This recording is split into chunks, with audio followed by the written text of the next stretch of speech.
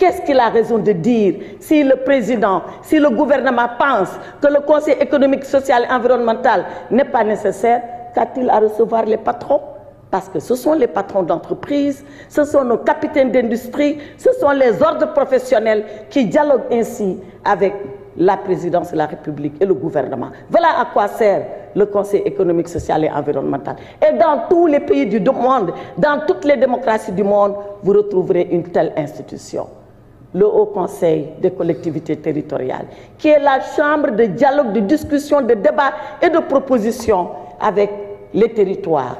C'était le parachèvement de la loi de décentralisation de 1996. Tantôt on a parlé de Sénat, tantôt on a parlé de Haut Conseil, mais l'institution, elle est nécessaire. Alors, Monsieur le Président, je voudrais interpeller le gouvernement et lui dire que si ces suppressions-là sont nécessaires, qu'ils prennent ici l'engagement devant le peuple sénégalais que jamais ces institutions ne reviendront ici pour qu'on nous demande de voter sous une autre forme. Qu'ils prennent l'engagement solennel et devant le peuple sénégalais. Cela dit, j'entends ceux-là qui ont dit institution budgétivore. J'entends ceux-là qui ont dit ça prend de l'argent. Si seulement le gouvernement, avec la suppression de cela, entend faire des écoles, des hôpitaux, des routes, les Badianougor et tout ce qu'on a dit, le gouvernement n'a qu'à démissionner ici et maintenant. Parce que le propre d'un gouvernement, c'est d'avoir ces institutions et de conduire la politique de développement au profit des Sénégalais. Les deux ensemble et en même temps, comme l'a fait pendant 12 ans le président Macky Sall à la tête de ce Sénégal. Je vous remercie, Monsieur le Président. Merci beaucoup. Merci beaucoup, honorable Aïssata Tall Sall. Honorable Mohamed Aïb Daffé, vous avez la parole. C'est le dernier orateur.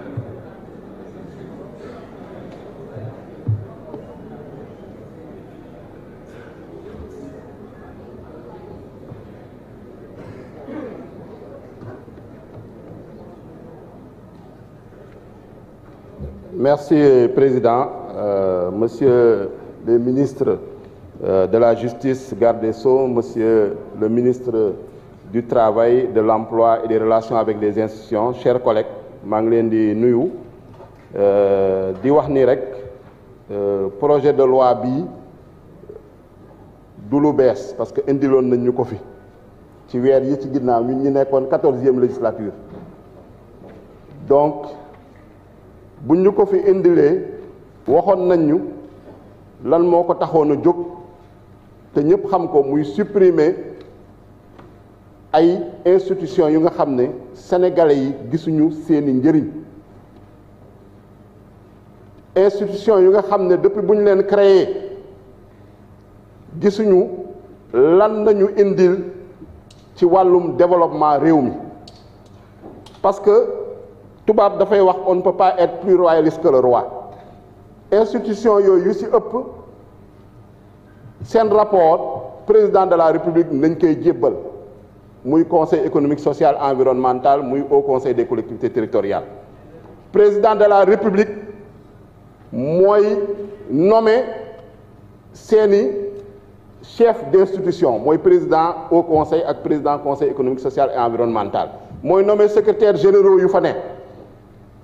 président de la république mooy nommé la majeure partie des membres de ces institutions là te gis nañu nomination yu fi amoon lu ci ëpp composition bi c'est pas démocratique composition bi reflété wul diversité en tout cas Sénégal bu am ci Sénégal su wàllum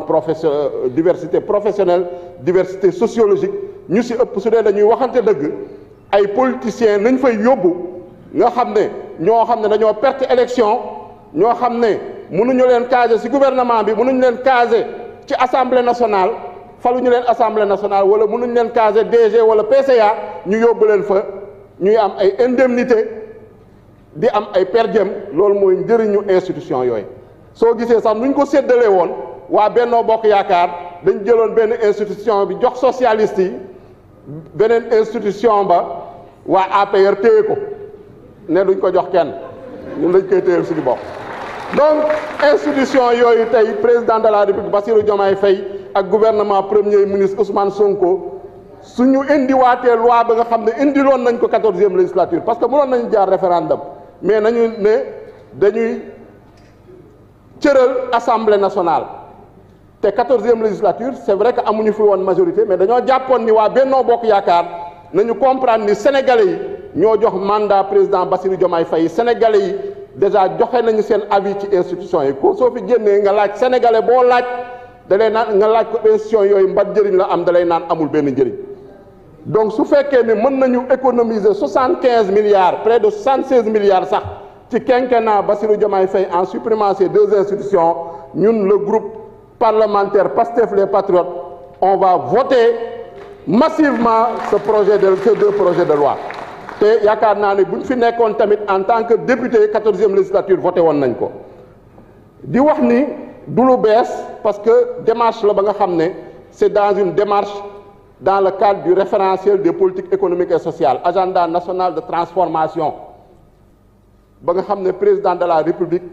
présenté na ko Sénégalais yi ko adopté ko déjà gouvernement bi c'est un gouvernement resserré avec 25 ministres et secrétaires d'État supprimé nañ fi bu yàggul la commission nationale de dialogue des territoires xamuñu dialogue des territoires kenn xamul sax ban njëriñ la am donc mosuñu gis lan la dialogue des territoires daf donc tey ñu ñëwaat ñu au conseil des collectivités territoriales kenn défendre ko fi même opposition bi défendre ko ñoom seen ligne de défense mooy ne effectivement au conseil moom c'est indéfendable mais conseil économique social et environnemental am na njëriñ ban njëriñ la am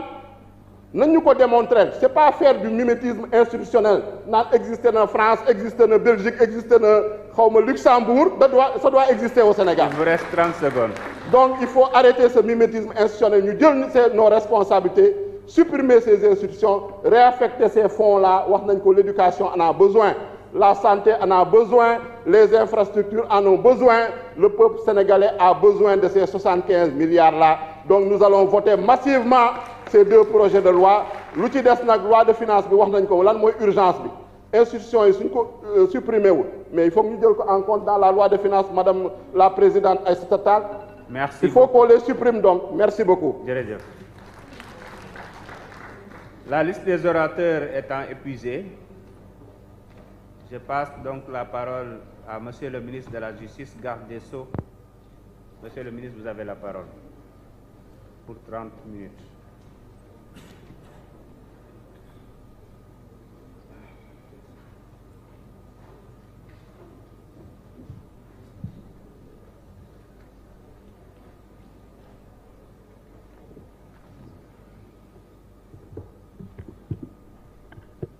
Je vous remercie,